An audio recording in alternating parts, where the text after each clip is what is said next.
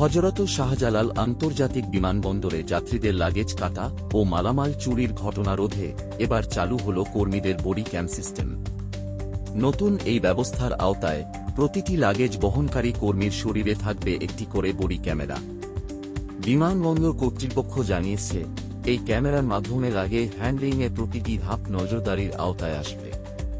ফলে লাগেজ কাটা, মালামাল চুরি কিংবা যাত্রী হয়রানির মতো অভিযোগ কমে আসবে বলে আশা করা হচ্ছে। নতুন ব্যবস্থার পেছনে যিনি এই সিদ্ধান্ত বাস্তবায়ন করেছেন, বিমানবন্দরে সদ্য যোগ দেওয়া নতুন ম্যাজিস্ট্রেট। দায়িত্ব নেওয়ার পর থেকেই তিনি ধাপে ধাপে পুরো ব্যবস্থাপনার ওপর কড়া নজরদারি চালিয়ে যাচ্ছেন। সামাজিক যোগাযোগ মাধ্যমে প্রায়ই যাত্রী হয়রানির ভিডিও ছড়িয়ে পড়ছিল।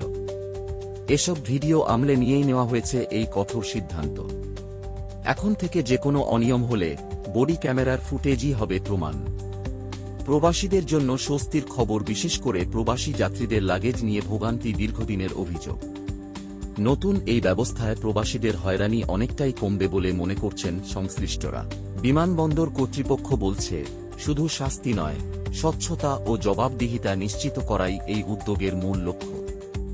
এবার দেখা যাক এই বডি ক্যাম ব্যবস্থা কতটা সফলভাবে লাগেজ চুরি ও যাত্রী হয়রানি বন্ধ করতে পারে। এরকম আরও আপডেট পেতে আমাদের চ্যানেলটি সাবস্ক্রাইব করুন।